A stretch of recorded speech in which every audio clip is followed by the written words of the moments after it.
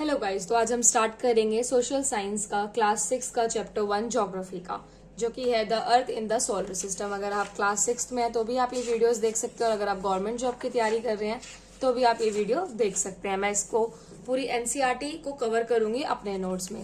तो जो सबसे पहले हम स्टार्ट करते हैं कि इसमें हम क्या क्या कवर करेंगे। सबसे पहले आ जाएगा हमारा इंट्रोडक्शन, फिर आ जाएगा सोलर सिस्टम के बारे में, सन, प्लैनेट्स, अर्थ, मून, एस्ट्रॉइड्स, मेट्रॉइड्स, और उसकी हम फिर लास्ट में एक्सरसाइज करेंगे। तो आज की क्लास में हम इंट्रोडक्शन को ही डिस्कस करेंगे डिटेल में। तो इंट्रोडक्शन में हमने 7 टॉपिक लिए हैं यहाँ पर: full moon, new moon, celestial bodies, stars, constellation, pole star और प्लैनेट। तो हम इसको स्टार्ट करते हैं। इंट्रोडक्शन में हम पहले टॉपिक को, तो बच्चों आप लोगों ने सनसेट के बाद स्काई तो देखी होगी, तो आपने कई बार नोटिस किया होगा कि वहां पे जो है वो शाइनिंग डॉट्स आपको दिखती है, लेकिन आप उन्हें काउंट नहीं कर पाते। जो हमारी होल स्काई है वो उन्हीं शाइनिंग ऑब्जेक्ट से भरी होती है। कई बार वो जो होते हैं बिल्कुल ब्राइट होते हैं, लेकिन कई बार डिम भी होते हैं। जो हमारी स्काई है, इसलिए हम उसको बोलते हैं कि sky is studded with diamonds. इसका मतलब है कि स्काई जो है वो डायमंड्स की तरह डेकोरेट होती है टाइनी ऑब्जेक्ट से। जो हम स्टार्स देखते हैं तो हम देखते हैं कि कई बार वो ट्विंकल कर रहे होते हैं, हमें ऐसा लगता है कि वो चमक रहे हैं, लेकिन वो हर बार चमक नहीं रहे होते। वो कई बार सिर्फ ग्लो कर रहे होते हैं, और वो भी फ्लिकरिंग के साथ नहीं होता। तो जैसे कि हमारे मून शाइन करते हैं वैसे ही वो ग्लो करते हैं, लेकिन हर बार फ्लिकर कर रहे हो ये जरूरी नहीं है।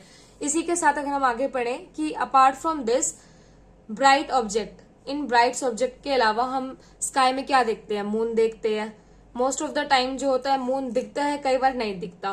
तो डिफरेंट टाइप्स के मून होते हैं, डिफरेंट टाइम्स पे आते हैं, डिफरेंट शेप्स में आते हैं, डिफरेंट पोजीशंस में आते हैं। 2 तरीके के मून हम नॉर्मली बात करते हैं कि एक फुल मून है और एक न्यू मून है। तो हम इसी को डिटेल में पढ़ेंगे। जो हमारा फुल मून है वो वंस अ मंथ हमें दिखाई देता है, उसको हम पूर्णिमा भी बोलते हैं। जैसे आपने घर पे भी सुना होगा कि हम बोलते हैं ना कि पूर्णिमा की रात है आज। उसमें क्या होता है कि हमारा फुल मून दिखाई देता है, लेकिन वो महीने में सिर्फ एक बार ही आता है।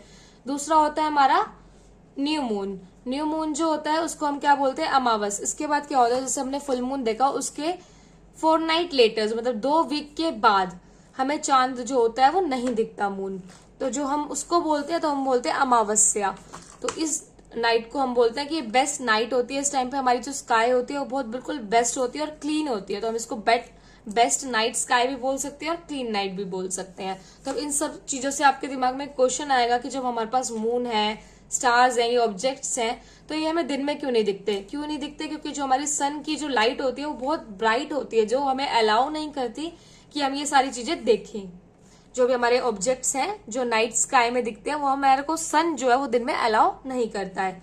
तो जो हमने ये पढ़ा सन, मून और जो भी टाइनी ऑब्जेक्ट्स हमने देखे नाइट स्काई में, इन सबको हम क्या कहते हैं? Celestial bodies. तो जैसे कि हमने डिस्कस किया था कि हम 3 टॉपिक हम उसमें से कर चुके हैं। फुल मून के बारे में जो कि होता है हमारा पूर्णिमा, न्यू मून के बारे में जो कि होता है हमारा अमावस्या। आगे पढ़ेंगे कि सेलेस्टियल बॉडीज क्या होती हैं। सेलेस्टियल बॉडीज जो होती हैं वो बहुत हॉट होती हैं और बड़ी होती हैं, बिग एंड हॉट होती है। ये हमारी गैसेस से बनी होती हैं। इनके पास अपनी ओन हीट और लाइट दोनों होती है। ये क्या करती है? प्रोड्यूस और डिस्चार्ज करती है हीट और लाइट को लार्ज अमाउंट में। तो हम इसको बोलते हैं कि ये एमिट करती है लार्ज अमाउंट में हीट और लाइट को। तो ये जो सेलेस्टियल बॉडीज होती है इनको हम स्टार्स भी कहते हैं। तो हमारा सन भी सेलेस्टियल बॉडी है, तो हम सन, जो हमारा एक सन भी है वो भी स्टार ही कहलाया जाएगा। उसके बाद हमें बताया गया है कि जो काउंटलेस ट्विंकल स्टार्स होते हैं जो कि हमें नाइट की स्काई में दिखते हैं, वो बिल्कुल सिमिलर होते हैं सन की तरह। तो हमें इससे एक क्वेश्चन आता है कि अगर वो सन की तरह होते हैं तो वो उसमें हीट क्यों नहीं प्रोड्यूस करे? उसमें भी हीट होनी चाहिए, तो उसमें क्यों नहीं होती? क्योंकि जो हमारे जो ये ट्विंकल स्टार्स होते हैं ये हमसे बहुत ज्यादा दूर है, वेरी वेरी फार अवे है हमसे, जिसकी वजह से उनकी हीट हम तक नहीं पहुंच पाती है। और जो सन है वो हमारे नियर बाय है, डिस्टेंस में है, तो इसलिए पहुंच जाती है। और जो ऑब्जेक्ट्स हमसे दूर होते हैं वो वैसे भी हमें स्मॉल क्वांटिटी में या स्मॉल रेशियोज में ही दिख पाते हैं वहां पे। जैसे कि हम एरोप्लेन देखते हैं, एरोप्लेन होता तो कितना बड़ा, लेकिन अगर जब वो स्काई में होता है तो हमें कितना टाइनी ऑब्जेक्ट्स की तरह दिखता है। तो ये टॉपिक में हम आ जाएगा हमारा सेलेस्टियल बॉडीज के अंदर। नेक्स्ट टॉपिक है हमारा कॉन्स्टिलेशन का। स्टार्स का जो टॉपिक था वो हम पढ़ चुके हैं सेलेस्टियल बॉडीज के साथ ही। नेक्स्ट टॉपिक आता है हमारा कॉन्स्टिलेशन का। इसमें क्या होता है कि जैसे हम नाइट स्काई में नोटिस करते हैं कि कई बार अलग अलग शेप्स बनती है स्टार्स की। कई बार 7 शेप बन रही होती है, ऐसे जैसे ये बनी हुई है। तो अलग अलग शेप्स बनती है जब भी आप नाइट स्काई में देखोगे रात को। तो इसका एक एग्जांपल दे रखा है आपकी एनसीईआरटी की बुक में ही, उर्सा मेजर के नाम से, जिसको हम बिग बियर भी कहते हैं, जो कि इस शेप में बनता है। ये 7 स्टार से मेडअप होता है। इसको हम बोल सकते हैं कि एक बहुत रिकॉग्नाइज कॉन्स्टिलेशन है हमारा, जो कि सप्तऋषि 7 सेजेस से मिलके बना हुआ है। इसको हम नॉर्थ स्टार से भी जानते हैं, जो हमारी बुक में आपकी फिगर 1.1 में दे रखा है कि एक लड़की नॉर्थ फेस में खड़ी है, जो पॉइंटर स्टार्स को देखते हुए नॉर्थ स्टार को देख रही है। तो ये हमारा होता है सप्तऋषि एंड द नॉर्थ स्टार के बारे में जो बताया गया है।